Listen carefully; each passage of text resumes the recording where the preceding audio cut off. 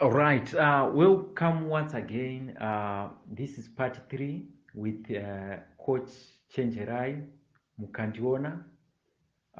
You can reach me on Facebook. I think that's the easiest place. You can have a chat with me. So, in my previous discussions, I talked about the role of an ecosystem, the appreciation of business processes, and among other things. And in part 2, I've stressed the idea of taking a franchise as a model of learning how to manage a business, how to run a business. And it would be best to have on the job learning. And I've stressed the idea that there is no pattern for learning. You can choose what can best work for you. What can work for me may not necessarily work for you, because we are enabled differently in terms of be it intellectually and in terms of resources. Now, I want to focus on the role of government in fighting youth unemployment in our respective countries. It turned out to me, after observing and talked to a number of young people, that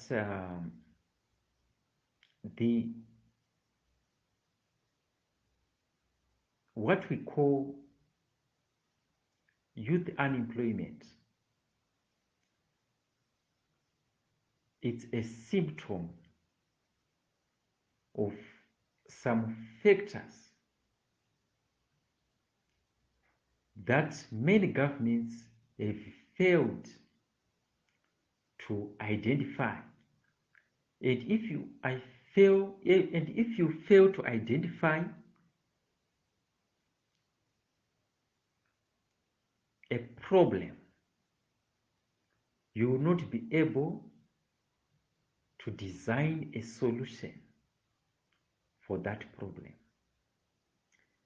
For this reason, this is why, because most of our governments have failed to clearly articulate the problem, the root cause of these things, they've resorted to call young people to become innovators and entrepreneurs.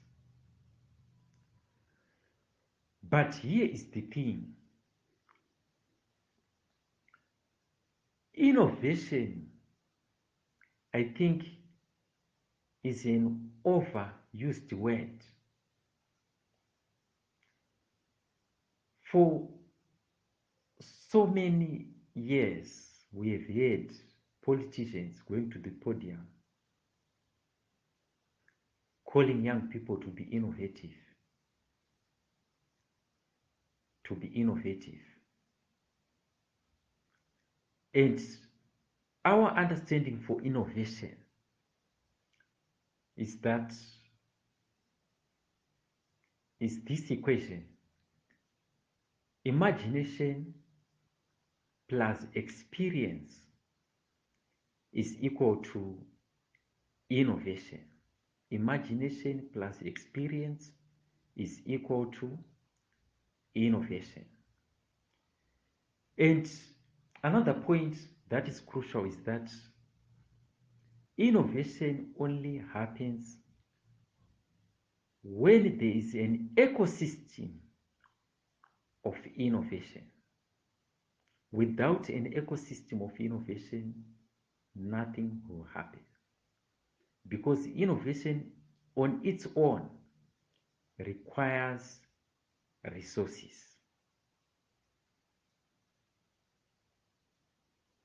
Right.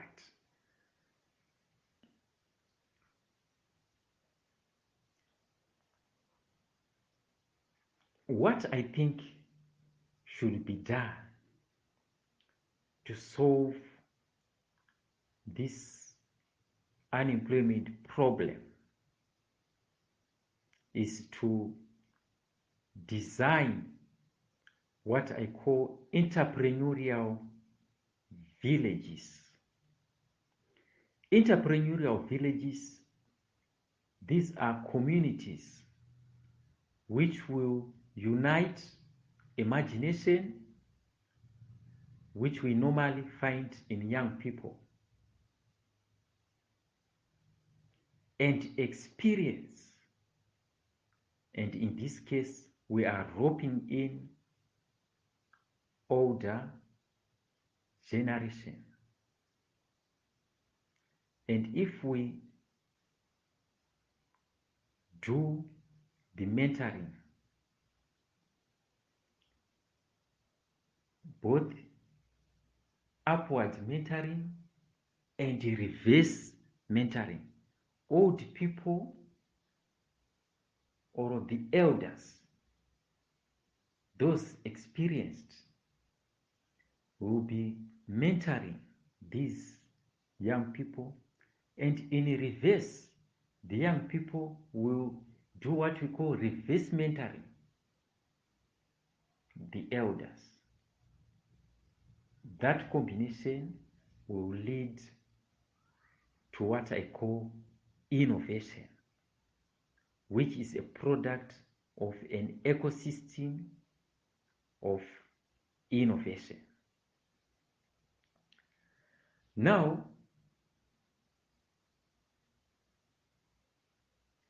the role of an ecosystem is very important. Without an ecosystem, we will not be able to rectify or to solve or to come up with these solutions.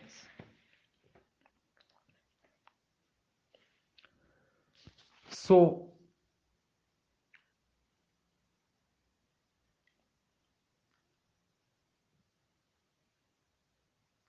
the thing that I want to share with everyone who cares to listen is that let us not put more value on the concept of innovation, but let us consider the aspects or the concept of adaptation. We want our young people to be adaptive, not to become innovative. Innovation is good,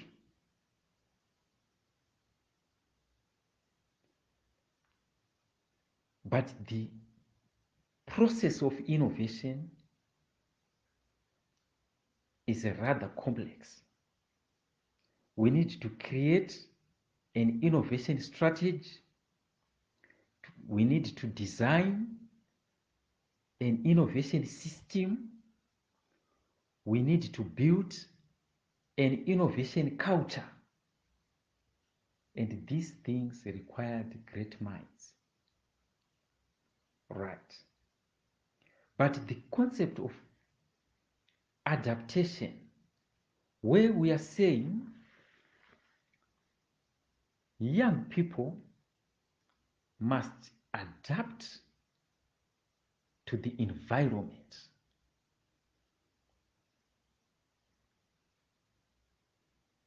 right, must adapt to the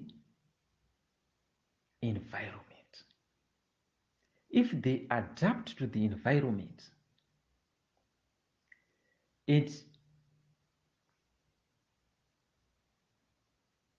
start operating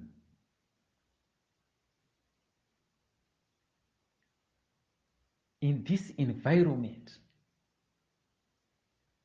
meeting the needs and the demands of the environment, not to try to change the environment, but to adapt to the environment. In what I call the adaptive entrepreneurship. Adaptive entrepreneurship is all about understanding the processes, how things work. What does this environment require? And then you fit yourself into that system. Let me give you an example. Right. There is a theory of gravity.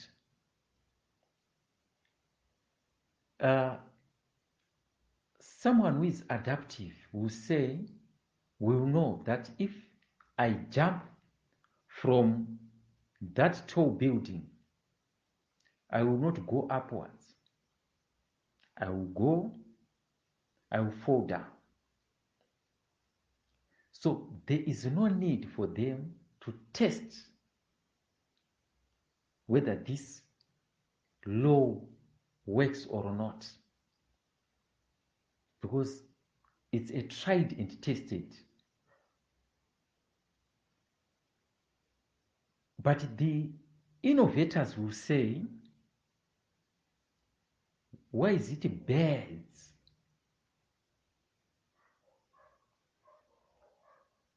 are flying against the law of gravity?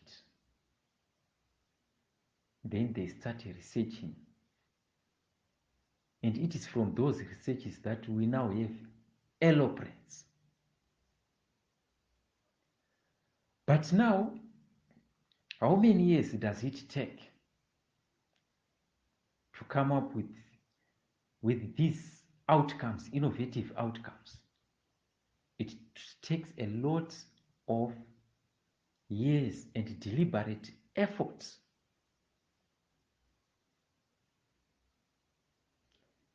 Therefore, I think innovation is something that can be done at government levels, sponsored by the government, taking engineers and well-established people and try to do the innovation that can benefit everyone. But for young people who are broke, they have no capacity to innovate. Yes, one or two people can innovate, but as far as we have seen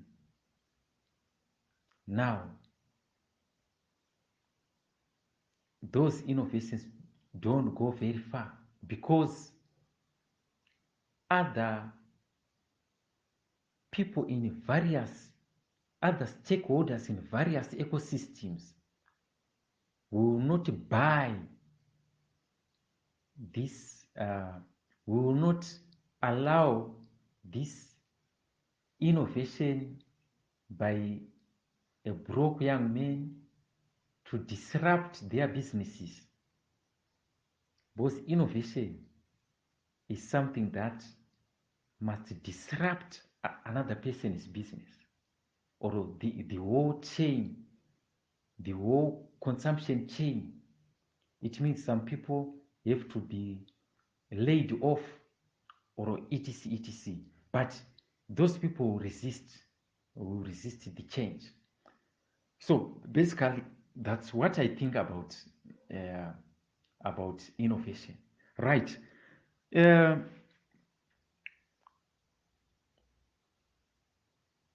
what I think our young people needs is not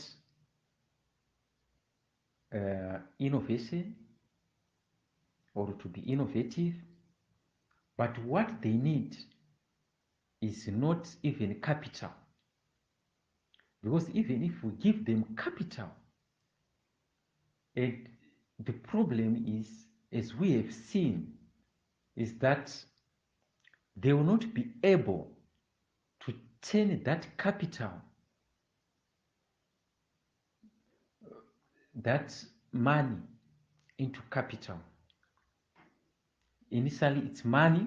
They will not be able to turn that money into capital because they don't have the administrative, managerial, and organizational skills to turn that money into capital. This is why, in most cases, the youth funds, young people are given loans to start businesses. They don't repay the loans. It's not like they don't want to repay, but the failure rate is so high because a business, it's not a simple thing. One of the problems that we have in Africa is that entrepreneurship is one of the most underrated profession. Everyone thinks they can become an entrepreneur if they get the capital. And this is the tragedy. Resources are being wasted in the name of trying to empower young people. What is required are systems. I want to stress this point. What is required are systems, business systems, business systems. These are very, very important. I've discovered over the years that business is all about systems. And what are systems? These are processes and procedures that are undertaken to deliver value to the customer reliably and creditably.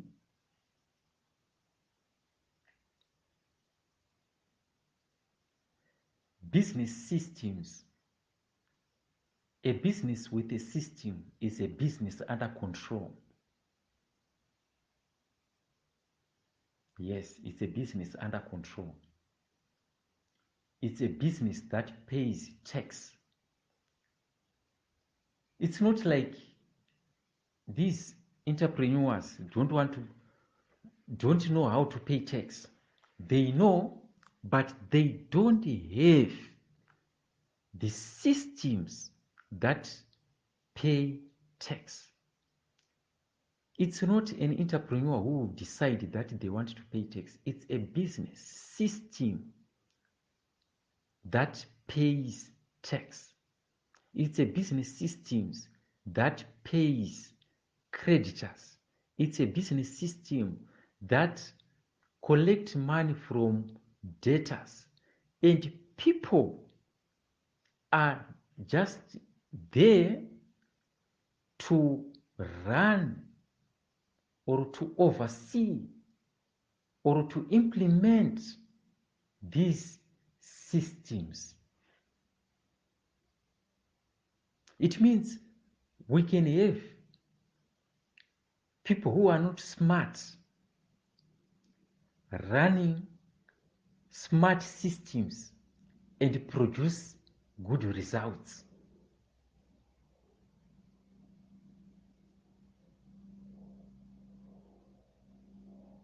Right? A business with a system don't rely on individuals. People can be replaced and the business will continue to operate the way it has been operating. It's not a one-man business.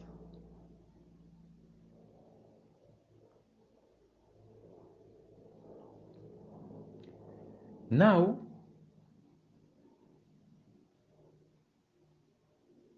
if we give young people money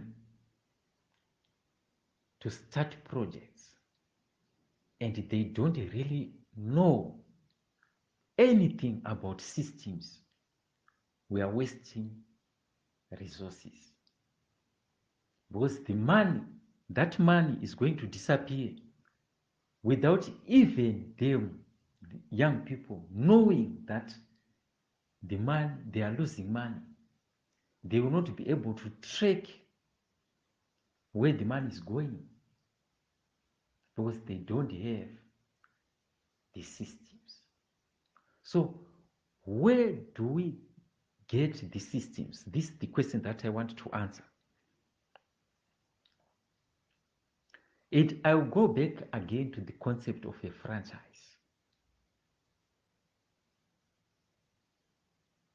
A franchise is a business system.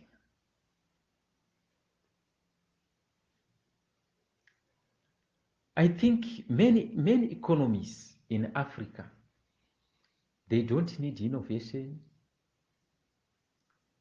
They don't, yes, capital is required. What is required at the moment and at a critical mass are systems. If, as a Minister of Industry and Trade, you get a group of elder people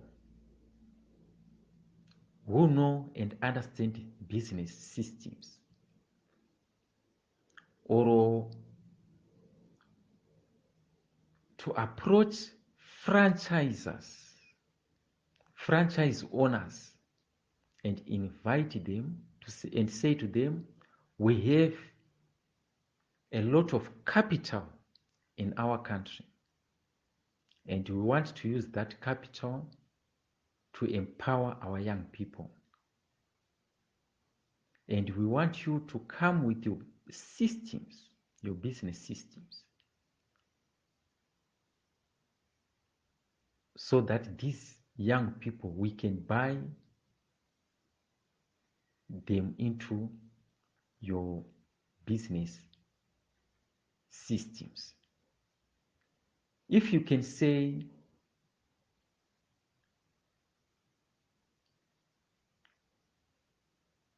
if you can put young people into groups and they buy franchises, a franchise as a group, and they work inside their franchise, that can be an empowering process. They are working, they are also gaining skills on how a business operates. If the government can work hand in hand with the parents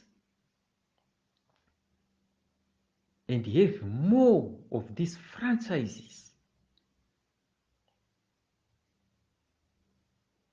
in our economies, more of these systems in our economies, I think the results will be great.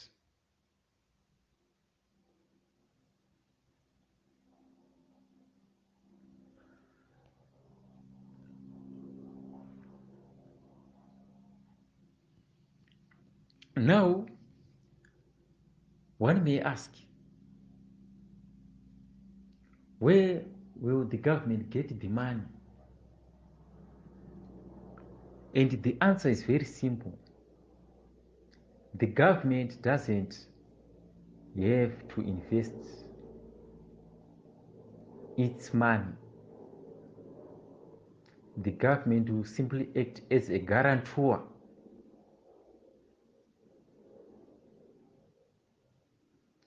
The banks will be in a good position to do the job. And in this case, the risk, because we are dealing with renowned systems, business systems, and people with experience to oversee the operations of the business.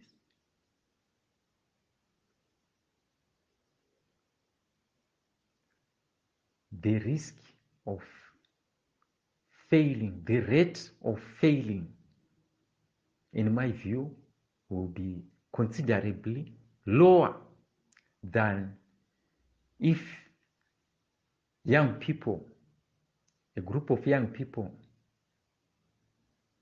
start a new project. Because what I know, building a business is not an easy task. Building a business is not an easy task.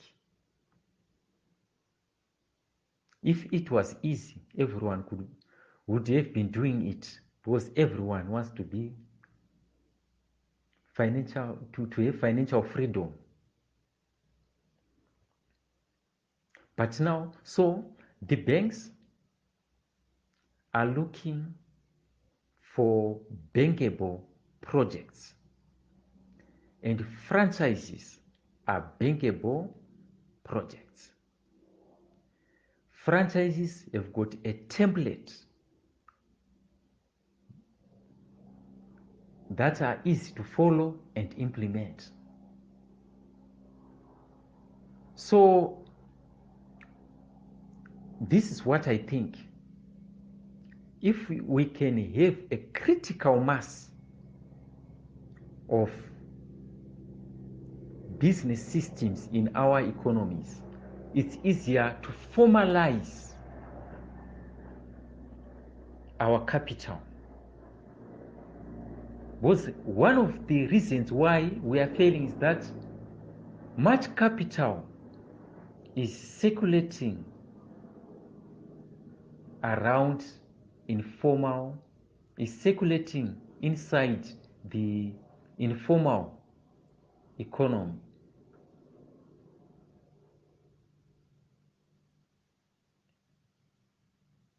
But then I say it's the responsibility of the government to take the lead and to make it possible, and to, if there is a need for education, for people to be educated, to understand what a franchise means, that is to be, we need a mass education for people to appreciate what a franchise means, right?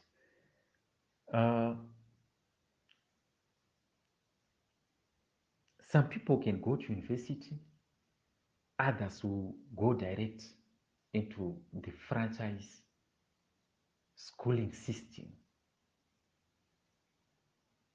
Others who run their father's businesses that are already operating as etc, etc, etc. Right? But one thing that I want to emphasize as I conclude, I don't encourage people to start a business from scratch. unless if you have done it before, unless if you have been working in a similar line of business. What I encourage is to buy a franchise because it's an already established system of operation system, or buy an existing business. If you buy an existing business where you don't do much changes, you maintain the structure and you start learning. If you are a young person with capital, you don't have to do too much changing. All what you need is to find your consulting partners and be humble enough to learn from your managers and other workers until you develop the business acumenship. So this is what I think. Thank you for listening. May God bless you. May God bless your endeavors.